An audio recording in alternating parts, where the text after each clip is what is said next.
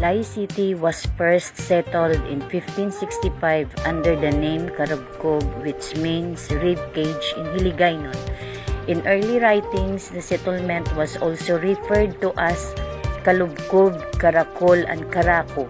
The last two variations mean snail or a spiral in Spanish. Silay is often referred to as the Paris of Negros due to its artist, cultural shows, and large collection of perfectly preserved heritage houses. More than 30 of these houses have been declared by the National Commission of the Philippines. As part of Silay National Historical Landmark, the Hofilina Heritage House belongs to one of the principal families of Silay City. It boasts to have 29 declared heritage houses. The Balay Negrense, also known as Victor Fernandez Gaston Ancestras House, is a museum in Silay City, Negros Occidental in the Philippines, showcasing the lifestyle of a late 19th century Negrin sugar baron. In the 1980s, Don Victor Fernandez Gaston, a sugar baron whose family revolutionized the sugar planting techniques in Negros, commissioned the construction of Balay Negrense for himself and his 12 children. Gaston House in 1901 was one of the largest homes on the island. Silay City is a third-class component city in the province of Negros Occidental. It has a sizable commercial and fishing port and is the site of New Bacolod Silay International Airport, which replaced the old Bacolod City Domestic Airport. Silay City celebrated its 50th charter anniversary. The quaint city of Silay is situated at the northern part of the sugar land, Negros Occidental. It got its name from the tree that grew up in the place where the maiden Kansilay was buried. Kansilay is the daughter of the village chieftain Bubog, who fought and died protecting their village from marauding bandits. It was the center of culture and arts in Negros during its golden years. European architecture is very evident in the carefully festooned houses and mansions in Silay. That is why it is often dubbed as the Paris of Negros. As proof that the people of Silay City have high regard and value to their past, more than 31 historical and ancestral homes, buildings, and other structures are being recognized in the city. Some of these structures are now converted into business establishments, while some were turned into museums that were made open to the public. The best places to visit Silay City's heritage zone are the Ramon Hofilina Museum, is an ancestral home that was established in 1934.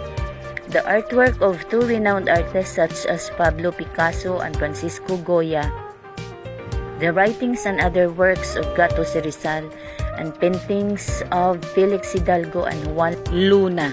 Silay printmaking, the oldest workshop outside the Philippine capital, can be found here. Don Victor Fernandez Gaston Ancestral House, Balay Negrense, one of Silay City's largest ancestral houses, was built in 1898 to 1912 by a French named Yves Léopold Germain Gaston. Il Ideal Bakery is considered to be the oldest bake shop, started by Cesar Locsin in 1920s.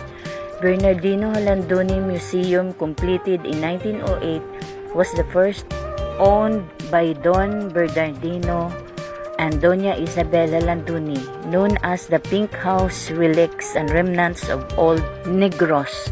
San Diego Fru Cathedral, this church is the center of Catholic faith of the Silaynon, originally built in 1925 by an Italian architect named Lucio Bernasconi. German Locsin Yunson Ancestral House is one of the first staged in 1993 houses to offer overnight stay.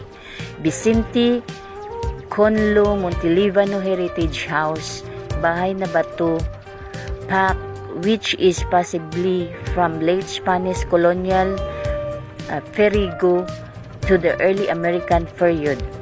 Antonia de la Rama Locsin Ancestral House, the oldest ancestral house during Spanish colonial to the early American period, Bisayan Bahay na Bato.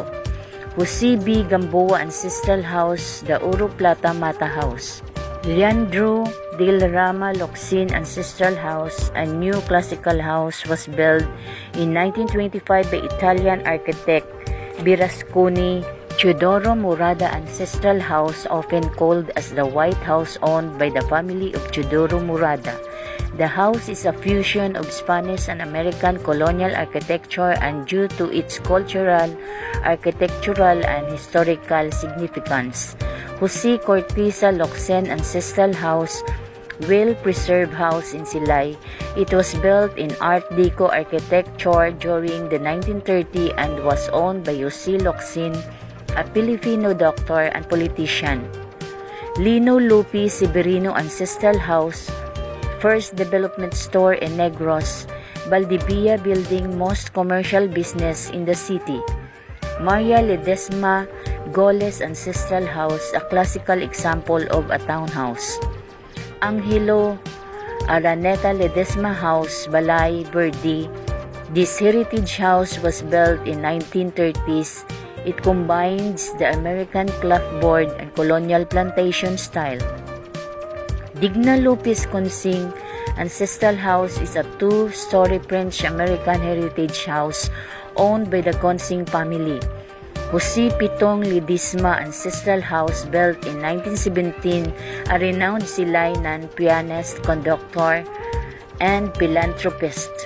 Arsenio Lopez Hison Ancestral House, owned by Hison family, a story of Art Deco style.